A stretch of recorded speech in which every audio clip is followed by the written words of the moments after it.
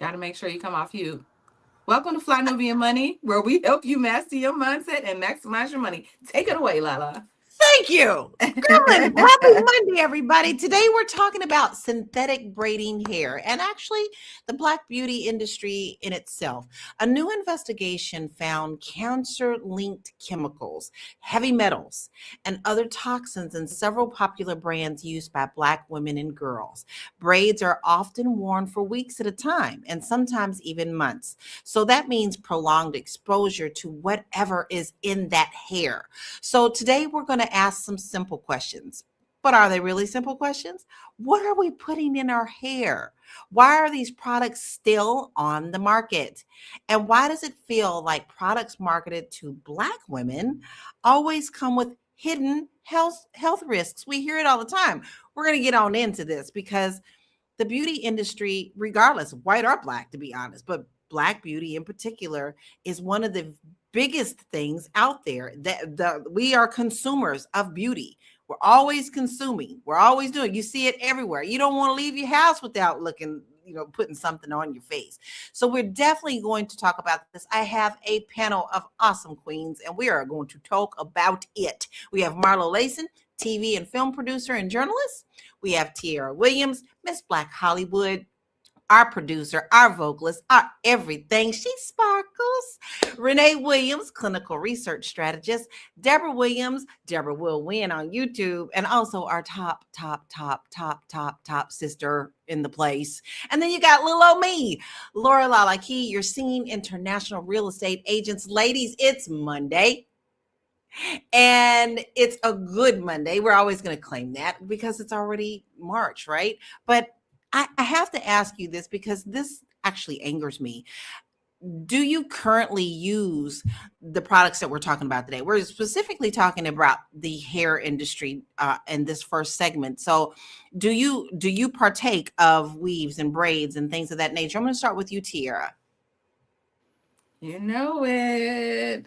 I'll be like, hold on, let me put my hair on. Let me put my ponytail on. But yeah, I mean, I'm a girl that loves hairstyles. I love versatility. And, the way sometimes to achieve that is through hair, braids, wigs. Sometimes you throw a little something on just to look presentable. So the answer to that is yes, I partake in all of the things. Okay, well, let me kind of follow that up then a little bit because I am going to ask the other ladies, but how long? Is this something that you started doing when you were adult or even when you were younger? Was that used in your household for the beauty? Yeah, I mean, the first time, if we're talking about just weave, I would say the first time I had any interaction with chemicals, period, was a perm, right? When I was about in second grade. So, I've been on the chemical train for a very long time. But yeah, was definitely introduced to braids. When I was younger, not so much with the weave. We would just get our hair braided like normal. But once I got to high school, probably or junior high, definitely started to like wear a little weave or, get your hair braided, individuals, all the things, all the things that we do. Yep. How about you, Marlo? Do you partake of these beauty products and how long, if you have? Well, I don't anymore, but I mean, throughout my whole life, the same thing, whether it's a relaxer, a PCJ, I think I got my first one at 5 or something like that. I wore braids, I've had micro braids, everything, every hairstyle. I've worn a wig, I've worn weaves, I've had sew-ins, and quick weave, like you name it, I have done it. And I don't now, it's just a lazy choice for me. So y'all see, I'm trying to figure out what to do with my lazy choice as it grows. But yeah, I've done it all. And my daughter still, I get her hair braided regularly. Her hair is braided right now. Like, yeah, it's part of Black girl life for sure. I think it's just a part of our culture, period. It really is. What about you, Renee? Absolutely, it's a part of our culture, and I like the little ponytails and everything that we have. You want to look cute, so you throw on different things. But also, what do they call it? And I keep forgetting. Protective styles. Okay, so we're always looking for ways to do real quick, protect our styles, and and protect our hair. Comes out that we're not really protecting our hair, are we? We're getting sicker. Or at the time when we're trying to do that, we thinking we're protecting our hair, but they found ways to, or they're putting more increased things in the chemicals to kill us off. Yeah, I agree. How about you, Deborah? Oh my goodness. My aunt was a beautician. So I constantly was able to get my hair done. And so I started out with the press and curl, of course, because I'm a 70s baby. And it evolved into that stinky Vigor roll, which smelled like tar. And then went into a relaxer and weaves and braids. And listen, I'm still rocking my braids and all the things. So yes, one employer said he thinks that I had 5,000 hairstyles when I worked with him. So I Well, wasn't it's counting, but definitely he definitely versatile. was. Yeah, you look. I have friends that name all their wigs, so like they enjoy that. Me personally, my journey started when I was young, just because my hair is naturally curly, and my mother didn't know what to do with that, and they would get tangled. So once my sisters moved away from the neighborhood, because she would have her come over and do my hair, she said, "Well, I guess I'll try a perm. I don't know." So she put a perm in my curly hair, and I thought I was supposed to do that. It never stayed. It never took. And then finally, my brother married a beautician, and she looked at me one day and she said, "Get this out." And I was in my 20s, and I was like, ever since then, I've not had any chemicals in my hair whatsoever. So we have all had our journey. But I want to hear from you, our viewership, if this is something that you do, or if you have daughters, because we do have a lot of men who watch us as well. Do your daughters, do they partake in this type of, do you realize that there's chemicals in these things?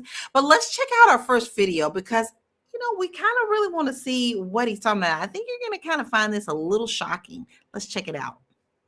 Fortunately, we're seeing again that when a lot of braiding products, often used by women of color, when they're tested, we're often finding potentially harmful chemicals. No, downright harmful chemicals, things like volatile compounds or heavy metals, cancer-causing chemicals. I mean, this is not right. This is not okay. We've also seen this when it comes to things like hair extensions, also hair relaxers, many products that women of color use.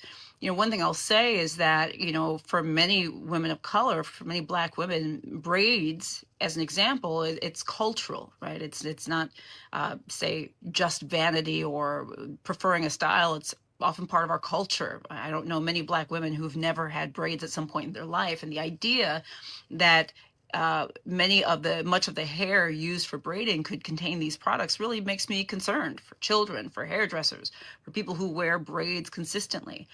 There's a lot we don't know. I'm not really sure about the oversight of these products. I don't know what regulatory bodies exist. I don't know how much oversight there is, but there certainly needs to be more, and there needs to be better production and safer production of these products.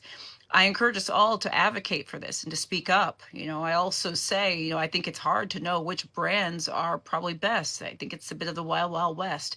Consumer Reports has just done some evaluation. If you're able to find other evidence-based sources, that's a way to go as well. But maybe, consider spacing out your braids. Consider using gloves to put in braids if you are a hairdresser. Consider looking for brands based on some of the data we have that may suggest that the product may be safer. But again, I'm not sure how much data we even have.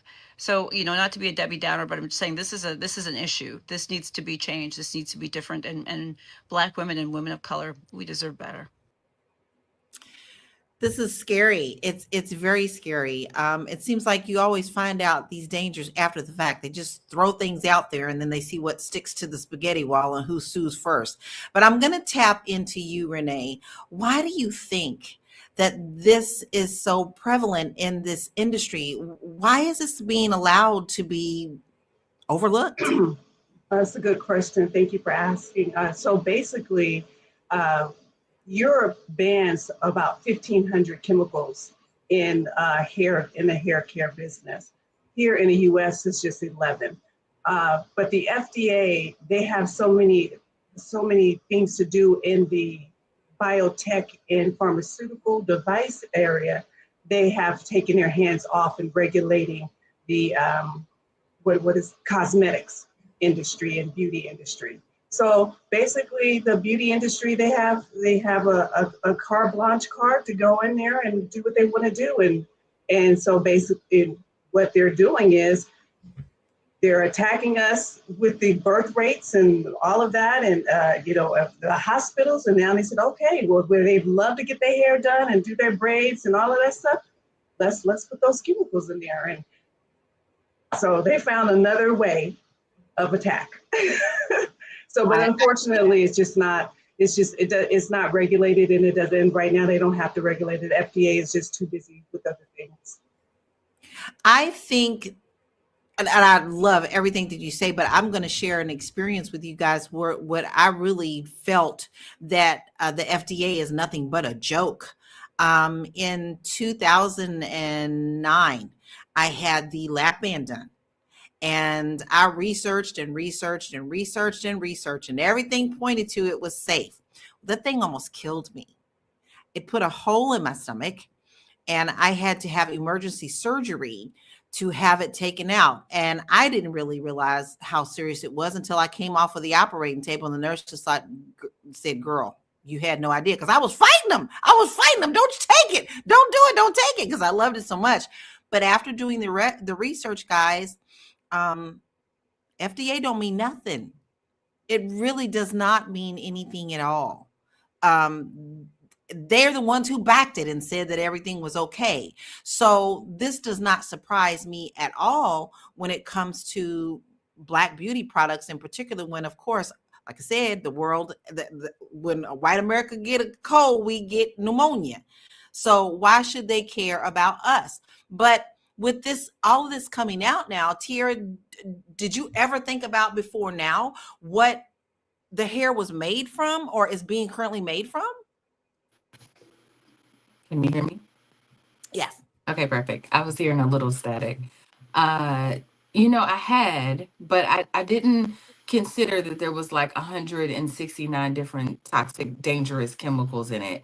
You think that there is some type of regulation, or at least I did. I'm like, it can't be that, right? It can't be that dangerous to use this hair. We've been using it all our lives. You just kind of you just get you it, but when I'm thinking about sickness in the Black community and Black women and things that we have to deal with, like fibroids, things that we don't understand why it's specifically targeted towards, like, why does this affect Black women disproportionately, right? Like, there's certain conditions that are like that. And so I start to think of maybe things like this. Like, I never considered that it was this bad. Obviously, you just go along, like I said, go along living your life and you're like, do, everything's great. I always do it. I always buy hair. I always, and it doesn't seem like a big deal. But I think years of consumption, years of use starts to wear on the body and the mind. I don't know. I think I watched a video of somebody saying,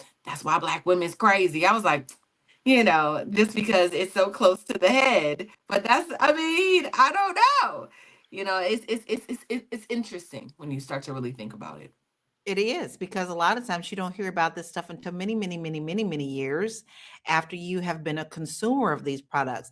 But Debra, you gave me a really good list of things that you have actually done yourself. With those products that you have used over your lifetime, have you ever had any itching or irritation from any of those products that you used? I most definitely did, especially that relaxer. Oh my goodness. you scratch your head or forget right before you go get your hair permed, and your scalp is on fire. Sometimes I couldn't even let it stay in the amount of time for processing. I'd be like, you got to wash it out, almost like Malcolm X. He had to put his head in the toilet bowl Yes. Oh my God, I remember that scene because of the conch. because of the That tells you conch. we're going all the way back now. That was pure lie. Exactly. Yeah. Pure lie. Can you imagine pure lie seeking into our brains, into our scalps, the way we think, the way we behave, affecting our nervous system? There's a lot that goes into that. You know, you bring up a really good question, and I'm going to direct this to you, Marlo. You know, we are always trying to fit into the beauty, maybe not so much now because a lot of us have embraced our roots, but for many, many years, we've always wanted to fit into that straight hair type of community that most white people accept. Even when we're thinking about jobs, we want to fit into what we feel would be appropriate for them. How do you think that us trying to assimilate into these other cultures has its effects on us, not only mentally, but as well as physically? Well, you started with comb, right? And how they used to relax hair with lye, right? And then us growing up, we always gonna grab the no lye relax. Let me get that no lye relax because I'm doing better for myself, right? I think that it is, aesthetically, we've been told that the way we look is not right. If you are in the entertainment industry, it's even more so, right? If you are in a situation, I know a lot of people just like grandparents that still haven't embraced natural hair, and when children come around with natural hair, they're like, what you gonna do with this baby hair, right? Like, so I think that it is a conditioning that many of us haven't shaken. Some people don't want to shake it. I was just having a conversation with a young colleague, and she was like, oh, I found a new way to straighten my leave out for my, and I was like, oh, what is it? And she was like, oh, it's this such and such and such and such. I saw it on TikTok. I was like, girl, that's a keratin treatment. That's just protein, right? It's just another straightener for your hair. I'm like, I don't care what marketing words you come with. There's only but this many hair care products, right? You can put whatever kind of feng shui on it you want, but it's all the same. And I think that there is pressure.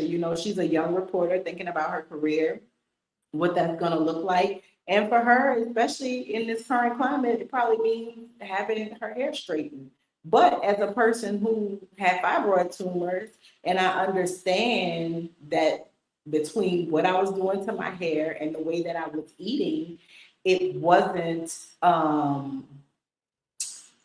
good for me, right? Now, once I changed the way that I ate, they slowed down, but they didn't stop because I was still relaxing my hair, and it is a slow progression, but all of that stuff is interlinked. I think when I looked up the chemicals in braiding hair, the first thing that popped up was lead. So when you said, Tiara, that's why Black women crazy. Yeah, that's why they're crazy, because of the lead, right? Lead exposure makes you crazy. And it doesn't matter if it's human hair or synthetic hair, the process that they need to take that hair to market for a consumer is still gonna have all of that whatever funky stuff in it. So we gonna do what we gonna do because we all have choices to make. And that sometimes that's at the detriment, right? But it's not just hair, it's fast fashion. They're trying to kill us in 18 different ways every single day, y'all. And at one point you start asking, pick your poison. Like, I gotta eat this food. I gotta do, it's really interesting traveling abroad. As to, what Renee was saying is in Europe, guys, Portugal doesn't use red dye. Like, that is a no-no. That is one of the first things that they don't use. They use things like juice from beets to dye anything that looks red. However, in the United States of America, that is the first go-to. You see red dye and then things that you didn't even think needed red dye in it in the first place. But we do have a comment, and I'm going to direct this to you, Renee. It says, and you notice the sellers of this hair are Asian or Jewish. They don't care about us. Well, I can't say that I disagree with that. But it also is a thing. We also hear a lot of the Black hair products that we think are Black owned are not. So do you think these other communities see us as a target to get rich off of our suffering? It's a target to get rich, and why not kill them off is at the same time is to kill two, what is it? Kill a bird. Kill two birds with one stone. Thank you.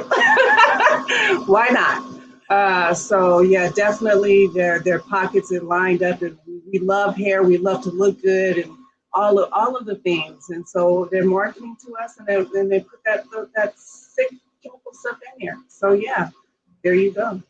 They sit back in their, I can just imagine they're sitting back there in some type of corner pocket eating their fat lobsters and all of that stuff, and talking about how can we market, what can we do, what can we do. And then, when they're putting things together, they're probably not even thinking about it. It doesn't matter. They're just trying to get that stuff out, mass production, so then, we can buy it. No, I'm actually with you on that one. I actually see them sitting back there having their little blue lobsters on a yacht, trying to figure out how they're going to do this. Let's look at some of the comments that we have from our family. Armando, we always can depend on you to give us some suggestions for like natural things, because that is your thing, baby. He says, I make my own daily spray from rosemary and lemongrass, but looking to invest in a shampoo ginger plant to make my own shampoo. These people put way too much in our products. And then he says, and then he turns around and says, don't get me wrong, I still use Blue Magic. Like, that's a classic. That's a classic, but it's still out there. Then it says, may hemp become the new natural hair. That would be an evolution of business. I do know a lot of people that do use hemp and henna, but I will tell you right now, henna did not do well with my sister. My sister's head swole up so bad with that, and I wonder what was in that. They claim natural, but literally, what did she have a reaction to? She really could not leave the house for like 3 weeks because her head was so swollen. Then we have Incognizance. I think it's time to wake up and stay away from products or foods that are widely specific to Black people. We are making ourselves susceptible to blow-fair. Yes, we are. Incox says they don't get you through food. If they don't get you through food, they'll get you through the products or services that you consume or utilize. And then he says FDA means nothing, especially in this current administration. Just this past week, guys, they removed a lot of food guidelines. And because of all the smoke screens that are going on around us right now, I bet you didn't hear of all the ones that they removed because they're able to do it in the dark.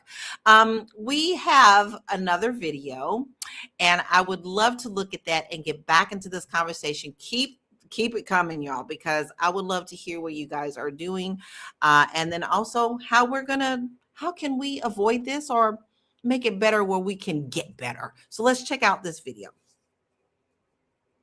Another one. What? Another poison chemical found in weave and synthetic hair that you need to be aware of because it's doing much harm to our women and men, and that is synthetic fiber materials and plastics, PVC, PET, and the PP. Now, what are they and how are they used? Now, many synthetic weaves for the braiding hair are made from plastic fibers such as polyvinyl chloride, PVC, or polyester, PET, and polypropylene. I'm sorry about that, the PP. Now, these are acrylics or blends. Now, the plastics are manipulated and dyed, coated, heated, and treated to make the synthetic fibers look and feel or move like human hair. Now, the manufacturers add softeners, flame retardants, and stabilizers or colorants. Now, some of these additives are not well regulated, okay? That's the thing. Now, what are the health risks? When the plastic fibers or the coatings degrade with the heat, with styling, the boiling, etc., they can release toxic fumes or VOCs, as I mentioned earlier.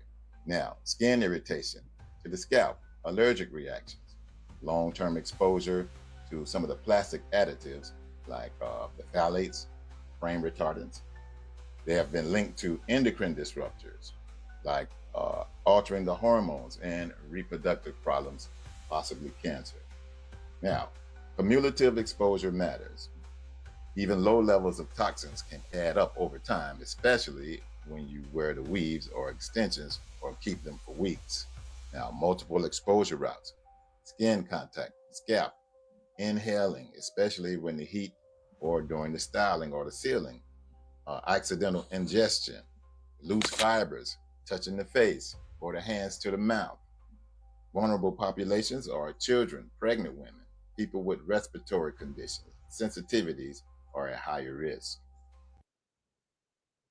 This is frightening. This is absolutely frightening. And you know what? He pointed out so many things in that we don't think about. We're thinking, okay, just the hair itself, but listen to what he said.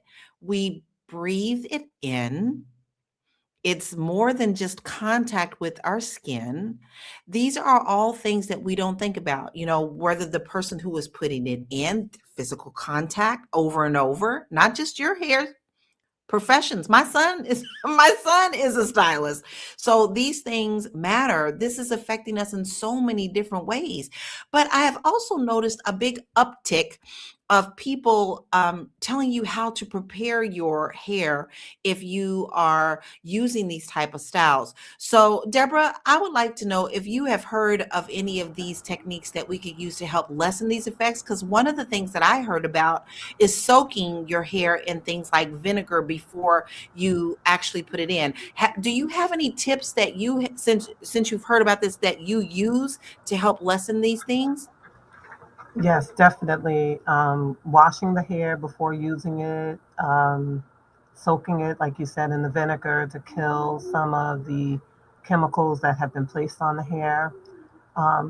One thing I thought about when he was speaking was I remember back in the day when we first started getting our hair braided, they used to burn the ends. And that chemical, because right now I have my hair braided with the synthetic hair, but they would burn the ends, and like that smoke, it would be like a weird smell. And if you do each braid, it's like 50, 60 braids. That's a lot to inhale. I never even thought about it until he said what he said. Over a period of time, just a little bit, just keep getting it done, keep getting it done. So now you think about people with respiratory issues and things of that nature. Now they dip the hair in hot water and they're not burning it, so you don't smell anything anymore. But yes, those are all the ways that you can prepare the hair before using it. And there are companies now that are selling hair without those chemicals in it. There's also a YouTube channel that um, stays on 24 hours a day where they show you how they're making the synthetic hair from fibers and how they're packaging it. I just happened to come across it one day and I was like, in another country, of course, and you see them putting it like on a threading tool, and it's like a metal tool, but there's like a whole bunch of men doing it, and they're making the synthetic hair, packaging it up and everything. I actually saw one, guys, where they were doing it with their feet, and it just made me on a dirty, nasty threshing floor. And I was thinking to myself, and then they package it and it looks so pretty, and then they get shipped over, and then people put that directly in their hair. But Tiara, I'm going to ask you, like you said, you switch it up. You switch it up sometimes, but when you do switch it up, is it something that you keep in for a long period of time? Because I know you like to switch up styles a lot. So like if you have your braids, how long typically do you leave those in? No static. Okay. Um, well, you know what? I am a long. I'll use them. I'll get it done and keep them in for like 8 weeks, 9 weeks. Now that I'm thinking about it, like I'll get it sew in because of the nature of like me working out daily. I always want to keep my hair protected and up, and so yeah, I keep them in for long periods of time. But I did find a black owned hair company that it saw the hair is soft, it's toxic free, and they're right here in LA, but they also ship. So I'm like a die hard. The hair is still affordable.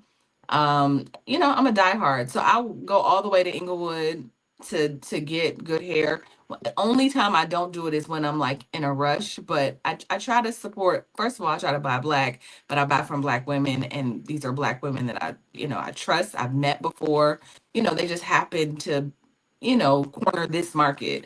And so I do. Now I haven't figured out the whole like the hair that actually, not the hair that you can sew in, but at least for the braid hair, they have that.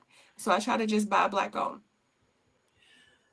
Well, they would definitely be the first choice because, around these pots, we support Black owned businesses. We are definitely making sure that we do that. B1 Family is really good about that and sharing when we know of one, not trying to hoard that information to ourselves, but sharing it out in our communities. Marlo, why do you think the beauty industry isn't more transparent about these ingredients?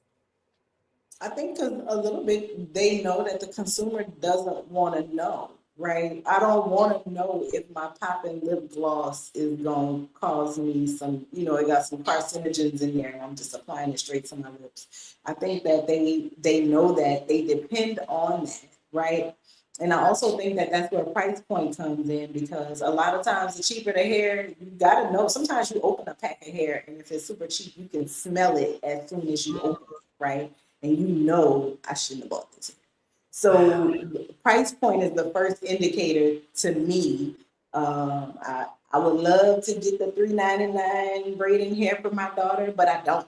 I go ahead and spend a little money for the hair that indicates that it is free of certain chemicals, and it is, it has certain little criteria that they are explaining that they meet, certain thresholds. I mean, you're not going to get away from everything. Even with luxury hair extensions, there are still filler fibers in there because nobody's hair is really thick and luscious enough to satisfy another woman. Like, it just isn't. So you got to add a little bit of extra in there so that you feel like you're getting something for your money. And so I think they depend on, women don't want to know, right? You don't want to know if your blush is about to break your face out. You should know if your blush is really cheap, right? And you should be able to look on the back. And if you can't identify the things that your beauty products are made of, you probably need to skip that. You probably need to go ahead and buy things where you understand the words, or if you look it up, you learn, oh, that's just the chemical word for coconut oil, right? That's not something that's necessarily going to kill me. But I think that due diligence is important, and I think that they rely on women not wanting to do due diligence, because whether a woman has a little bit of money or a lot of money, we all want to look good. And that's why the beauty industry exists to the tune of the billions of dollars that it does, because it satisfies the need for women. I agree. It doesn't matter what status you're in. You always want to look your best. I mean, that's just being part of a woman, I think. Renee, but that brings on a question. And Marlo said, kind of paying attention to what's in it. Do you currently read the labels on your beauty products? Absolutely not. I go in there, it's cute, buy it, put it on. And I'm not looking to read it. I'm for our food, yes, I'm reading it. But then now this is enlightening. We have to do it for everything. You do. Now, when you say everything, I'm also thinking the women that get their eyelashes done, right? I mean, that's extra fluff on there that's right there on your eyes. Guys, about 5 or 6 years ago, I had one little mole. It was the weirdest thing. All of a sudden, it decided it wanted to just pop up, and it was like one of those flat moles. And I was like, well, I can get this off. And I got a product offline that burned my face. And I literally... and it was a Chinese product. I should have known better, but it put a black mark on my cheek, and then it burned it so much that I have still to this day a little white spot of where it took off the thing, but it also took off my skin. So did I read? No, because it was in Chinese. I just knew that I didn't want that little mole sitting right here, and I wanted it off. We have to be better about our skin and our hair, because a lot of times people don't even think our skin is an organ. They just think that, oh, it smells good. Let me just, that smells good. But what's in it? We have some stats. Let's check those out and get back into the conversation. Studies show that Black women are exposed to higher levels of toxic beauty products than any other demographic group in the United States of America. Some of these chemicals have been linked to respiratory issues, hormone disruption, and cancer risk. VOCs can be released when hair is heated with hot water during styling. And testing found lead, benzene, and volatile organic compounds in some synthetic braiding hair brands. Protective styles like braids are typically worn 4 to 8 weeks at a time. Y'all, Black women spend approximately 2.5 billion annually on hair products in the United States of America. And the global hair extension market is worth over 6.3 billion. Billion. This is how big wanting to be as beautiful as you can want to be is costing us. But in the long run, is it costing us more than that? And I'd like to add formaldehyde is also the products in there too. And we know what they use formaldehyde for. Tell them, Debra, just tell the truth. Where they use formaldehyde?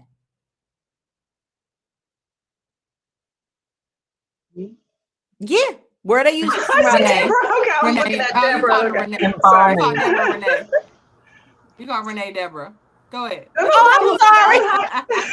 They was like, I'm looking at Debra. I'm sorry. It's okay. Formaldehyde is used to for the deceased. They embalming. Embalming. And there you go. And guys, lead is so crazy. Even in real estate, we have like 6 to 7 disclosures that all say the same thing to tell you just how dangerous it is. Like, it's no joke. Same thing with asbestos, and people don't think about that. And you just go and tear down a room, and asbestos is there. Those things get in the air.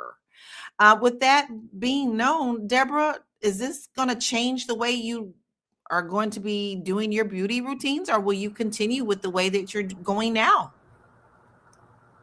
I'm more conscious of it now, more than I have ever been before as I get older. And, I think about my daughter who loves to get her hair done, my granddaughters, they love to get their hair done. And just to educate myself and educate my family and friends so we can do better, especially when it comes to reproductive systems. We want them to be able to produce children and not be hindered by, fibroids from chemicals and, things of that nature. It's really, really astonishing that we spend $6.3 billion on hair care. That is insane. Like, what? But I can understand it because I'm in that percentage. I buy products to try, don't like it. Your house and your bathroom ends up looking like a beauty supply store sometimes. You have to try certain things to see what works well with your hair. In my case, I have 6C hair that hasn't been classified yet. It's very thick and it's very coarse. And so I have to, as my daughter always tells me, Mom, you just have to treat your hair better. You have a great quality of hair. Some people would love to have your hair. You can straighten it. You can wear an afro. You can do all the things. It's just finding out what works well for you naturally. Yeah, I agree on that. I wish I could get me a nice thick old afro. I'd be rocking that thing out there, but mine just wants to fall flat. See why it said I've always been skeptical of how things are being produced, from food to hair to nails. We should research everything and how it's created. Okay, Tiara, if that's the case, which we got to be more careful about this. How are you going to now change the way that you look at researching these products that you consume? Well, I definitely have been driving myself crazy as of late. Like, every day I'm seeing something that has to do with food. Y'all know I'm 75 harding. I'm like trying to, but like, you can't catch everything. But in terms of this, it just makes me think of my fibroid issues. When I think about uterine fibroids, when I think of polycystic ovary syndrome, endometriosis, in terms of fertility challenges that Black women have, like, actually we are at the top of the list in terms of like Black women having fertility issues, like not being able to have children. And I'm finding when I'm thinking about it and we're having these conversations, I feel like they're all linked together. All of these things are related, absolutely. Just because it's up here, all of this is going through here. It's going through our bodies. I think about when I have my hair braided. Sometimes, like if I have my braids in too long, my skin will get irritated. And now that I'm thinking about it, often, like as a matter of fact, the last time I got my hair braided, I was like, I don't want to get my hair braided anymore. I don't like the way it feels. I don't like the way it feels to my scalp. I feel like it makes me thin a little bit, on top of irritating my scalp. Because that's the thing. Like my hairdresser is always making fun of me because I'm like, ooh, ooh, ooh, gentle, because my scalp is done. It's so sensitive. And now, in this moment, as I'm saying it out loud, we talking through it right now. I feel like it's all related, and so it definitely will impact everything that I've. When I consider, I mean, I'm gonna drive myself even more crazy at this I point. know you can, but see, you can lose your mind in that to the point where you're also losing quality of life. You hear about people who have issues with food and all that stuff, but all day that's what they're concentrated on. So how do you balance that in your life, and still have a quality of life? But here's one question that I have, and Marlo, I'm going to direct this to you. Maybe you've come across this in some of your journalism. Do you think that companies test products differently on Black women, or do they just test a certain specific group and just assume it for all? I think it depends on the product. I don't think that this braiding hair is really being tested on anybody. I think that it has just evolved from whatever its origin story is, like back in the day when women first started wearing this. And as it has gained popularity, it's just a mass produced product, right? I don't think that anybody is sitting back. They know what they put in it because they know what the process is. And chemists can test that hair, and reverse engineer it to find out how it got here. But I don't think that they're doing that, right? I think that some companies test. We found that testing on lab animals is not good, so they don't really do that as much anymore. But I think that in terms of testing women, I think that they just want test groups. I don't think that they're thinking about the differences in our skin. I don't think that they're thinking about anything more than who has the money to buy the product. Typically, that type of thought comes through communities like ours, right? So typically, if that thought is happening in the market, it's because a Black woman or an Asian woman or somebody thought, well, there are subtle differences in skin. So how will this compound versus this compound work? But just the industry at mass, no, it is thinking about bringing products to market as quickly as possible and sell, nothing else. Well, I find it very interesting that, of course, y'all all know what I say, everything but the struggle. I am seeing a very serious uptick in women, white women in particular, going out and getting these braiding styles.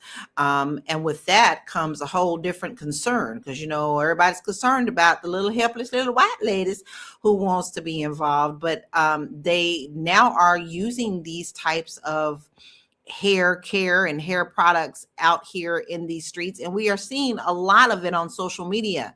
I'm wondering if that's going to change the way that the industry looks at how these products are going to be put out. Now, we have another video, and let's check that out and get back into the conversation. And it's coming. Woo! But if you don't believe me, go check out the ones that are using it, because they ain't doing it right and all the hair is falling out.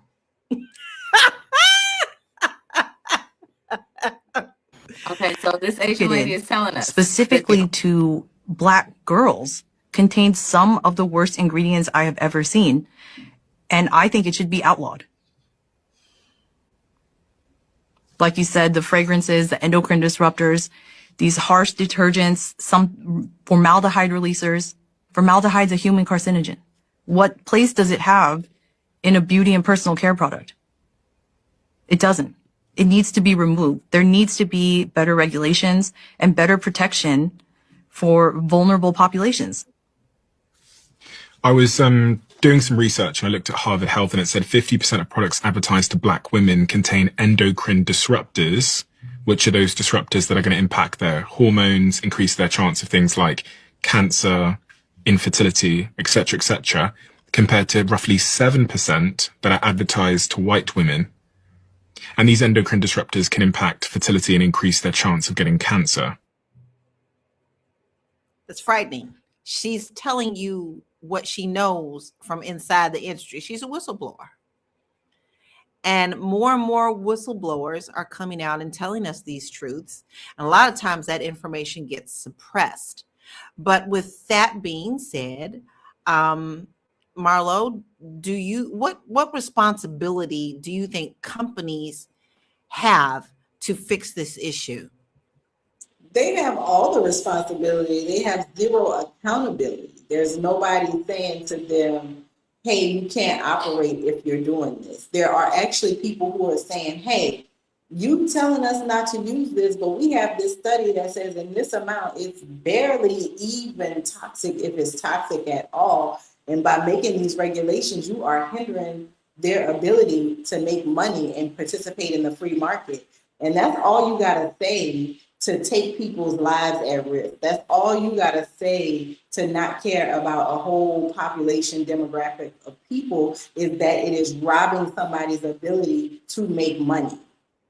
And that's where we always are going to find ourselves in this country, because we worship it, right? We come together every day, 5 days a week, to talk about ways to make money. But the reality is the way that this stuff functions in the United States is that money is first and your health is subsequent, right? It's somewhere there after that person's liberty. So there is no regulatory body that's going to take control of this unless the people, us, who use these products start to develop this stuff and bring it to market. Then they steal it. That's another conversation for another show. But there is no, all the responsibility falls on the manufacturer, the seller, distributor, but they're not going to be held accountable. So the responsibility without the accountability is just finger pointing. Wow.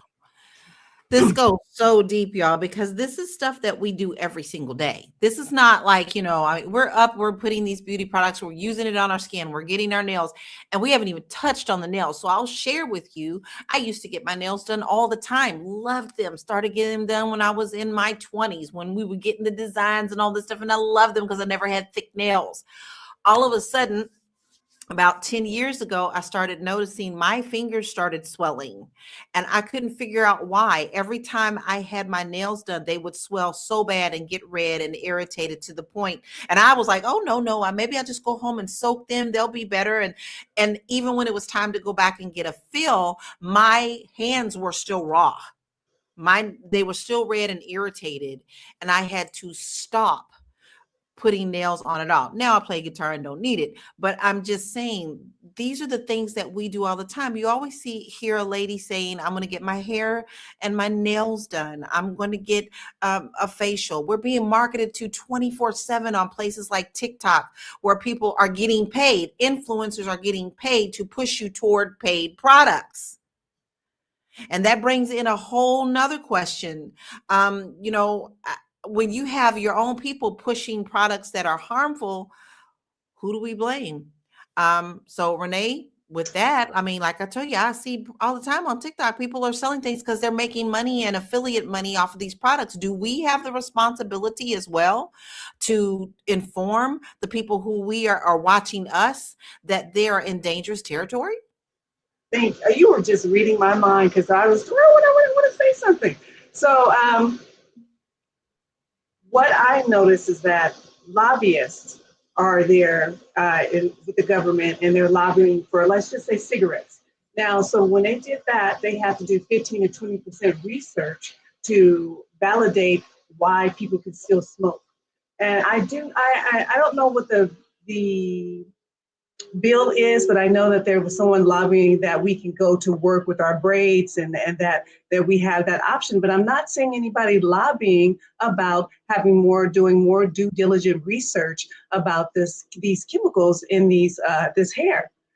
So I really, it's not just about the money, but also the fact that no one is in the government or some are having lobbyists for us to say, hey, we have to stop this. We need to start doing more research.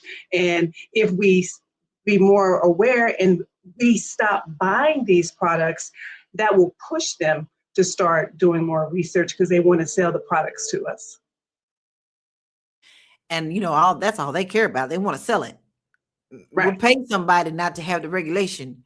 But, at some point we also have to take accountability for ourselves.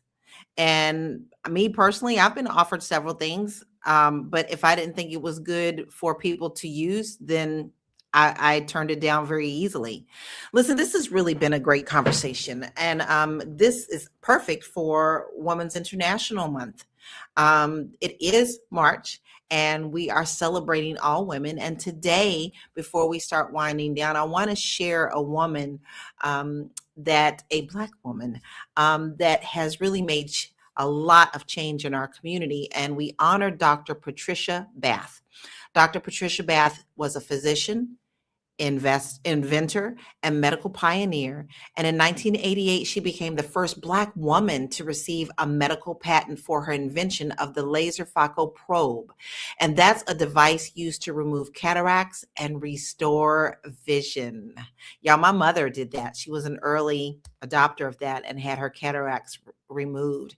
She spent her career fighting for equal access to medical care and pushing for research that served underserved communities. Her work reminds us that innovation in health and science can change lives for generations. So today we honor her and we thank her. If you don't know who she is, make sure that you go and look her up, educate yourself, because baby, they're taking it all away in the streets. So it's up to us to pass all of this information down to the next generation. But because of what she does, I'm going to start with you, Renee. I know you just answered the question, but we're going to wind down with final thoughts and where we can find you. But you also are an advocate yourself for what you do in your business. So what are your final thoughts and where can we find you? So my final thoughts is that, I'd like to just give everyone immediate steps to what we talked about it, but basically, looking into synthetic hair, maybe possibly doing more research on more natural hair products, and researching the brands, limiting time for wearing this so we don't have it seeping into our skin. And that's just massive things. When you're going to sleep, I'm just like thinking, what is happening while we're sleeping, and all of these chemicals are just leaching into our bodies. So I guess research and being well aware of what we need to do, because there's so many racism isms, but this seems like I saw a comment that someone said bio warfare. Absolutely. It's like it's environmental racism that I feel that's going on right now, has been going on, and that I'm glad that we're raising awareness of what's happening to us.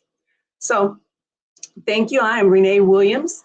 I'm the founder of Tricycle Sync.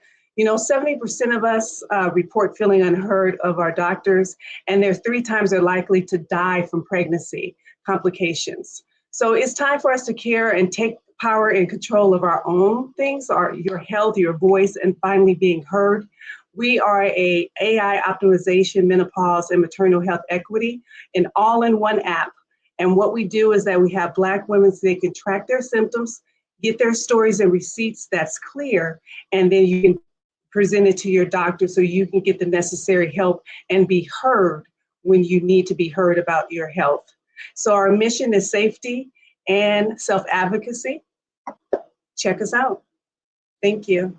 I love that. Anytime that we can advocate for ourselves and then have the beautiful tools to do that, we should, because obviously, y'all, we low on the low totem pole. That's not being negative. That's just a fact.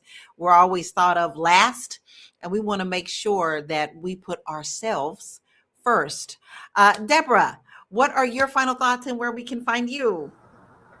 This was a great conversation today. I'm so glad that we had it.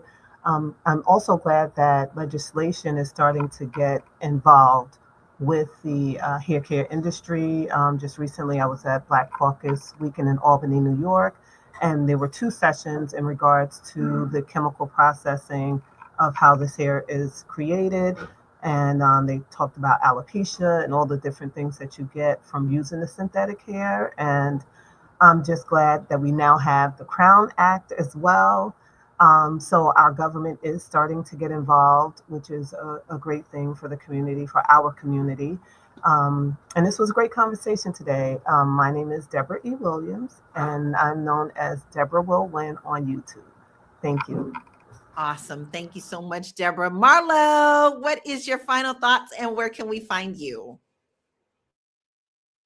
So my final thought is, I think Renee made an excellent point. Instead of lobbyists, though, who typically, there are lobbyists, they are the ones that are lobbying for us to keep getting this synthetic hair that is caustic and nasty. Instead of lobbyists, maybe reach out to your local officials. Like Deborah said, they are considering bills up in Albany. Well, the Albany law is not going to apply in California. It's not going to apply in Louisiana. So maybe contact your legislators as we're going into this midterm election to have people put your agenda items at the forefront of what they'll be making decisions on. Talk to your state legislators, talk to people who can do something about this, and let them know that you might vote for not them if they can't figure out a way to start talking about things that matter to you. If you care about things that matter, that is what I do. I am Marlo Rayson. I am a journalist out here in these streets, documentarian. I watch things, I report things, I speak to people. I try to have fun conversations, but I also hold people accountable when they need to be. You can look for me. My name is on the internet. Or if you are on the Instagram, you can follow me. That is my IG handle right there at Marlo_. That's it. This was a great conversation because it is very important for us. Health is wealth, and we can't be talking about getting our money up and we putting all the nasty chemicals on our scalp, sleeping down, wondering why we crazy, wondering why we mad, wondering why we manic, wondering why we can't focus. Is probably what's going on at the top. I love y'all. Absolutely love that. That is so very true. We have health is wealth because if you ain't got that, baby, you can't even have a quality of life, right? Listen, all right, Miss Black Hollywood, what is your final thoughts and where can we find you? So I got some static. Are y'all good? It feels like Good. every time I unmute, I'm good. Okay. All right, guys. It's so good to have a space, and I really truly feel like Fly Nubian Money is ministry, and I'm so excited that we can have this conversation with you all today. I just finished a book this week called Let Them Theory, right, by Mel Robbins. It's my second time reading it, and this time it just kind of penetrated me a little different. You can't really affect. The idea is this: you can't really affect the things that are happening around you, but what you can do is you can just allow those things to happen and let you protect yourself. So I would just say the next time you start to buy things or you're thinking about what to put in your hair or what not to put in your hair, you can't really control the powers that be. Yes, reach out like Marlo said, like Debra, but if you ain't got time for all that because you got things and you got business, just control what you can do and start to pay attention to the things that you can and control your inner world, right? And so I would just say that just be mindful, be aware. That's all we're trying to get you to do here. We don't want you to go and save the world and do all the things. We just want you to be paying attention to the consciousness to figure out what's happening with you. With that being said, my name is Tierra Williams, also known as Miss Black Hollywood or Karma J, just depending on the day. And I got a thing coming up. I'm telling y'all because I'm just telling y'all. But I have a thing coming up. I'm doing a content creation summit. I'm really excited. I've invited some of my best friends in Hollywood. Hopefully they all. I've invited Marlo. I'm gonna invite Lala. I've invited Maurice Chestnut. I've invited Tabitha Brown. I've invited friends, y'all. It's going down. But I want to. It's called I Got a Story to Tell. And you can see it right there. The Content Creation Summit is happening April 11th and 12th.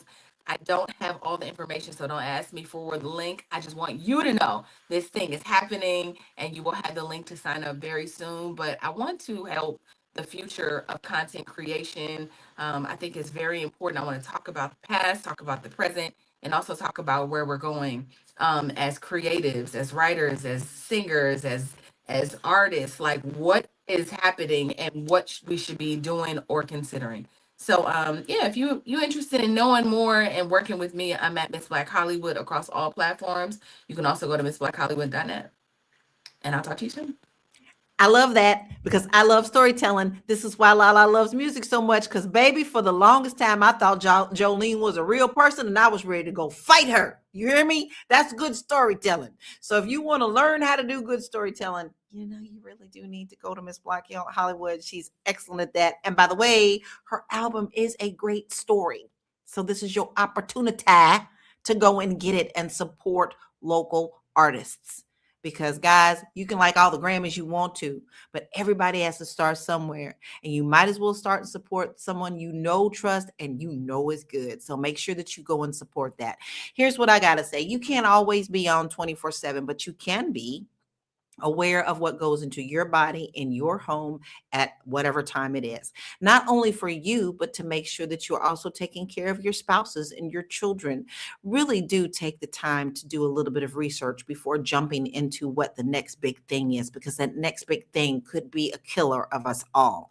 And we don't tend to find things out till after 20, 25 years later. So we want to make sure that we pay attention and understand what some of those big words really mean. You know, Google and ChatGPT is a really good thing for that kind of thing. And if you don't want to use ChatGPT, there are other ones out there because, you know, I'm having problems with figuring out if I want to stay on that platform too. But it all comes down to you and what you can accept in your life for you and your family to improve your health and your wealth. And all that goes hand in hand. So with that being said, I am Laura Lalaki. I am your singing international real estate agent, but I also now have a beautiful brand called Seasoned and Seen. It will be completely ready up for you. It's about us people our age, anything over 30, 35. You've seen all these young people doing these TikToks and all this stuff, and you're like, I want to get my brand seen. I want to get out there, but I don't want to dance. But you know you have the value in your head that is valuable to someone else. So you are seasoned, and now we got to get you seen. Go to my website, laurakey.net. Sign up for my newsletter because it will be announced when we start on that with great projects. And I look forward to seeing you on the other side of that. Now, listen, I want to say thank you to everyone who has watched us. We got our regulars here. We got Debra, we got Chris, we got Anonymous, we got Double A, we've got Dennis, we have Incog, we have all these beautiful people. C. White, Black Lexicon, Armando. Thank you. Because without you being here, we wouldn't have a show, right? But if you do miss a show, you always can remember that you can text the word Queens to 87948 and be notified of when our next show is. And then if you miss that, guys, you can go to Spotify. Go to Spotify. Take us on the journey. Take us on that jog and catch up with everything that we are talking about. Listen, today's conversation reminds us of something really important. Black women drive the beauty industry. Our dollars power a multi-billion-dollar market. So the question becomes simple. If we are the biggest consumers, why aren't we getting the safest products? But that's actually a conversation worth continuing. We thank you. We'll see you tomorrow at 1 p.m. Eastern Standard Time. I hope y'all got some rest from losing that hour this weekend. Be blessed. We'll see you tomorrow. Bye.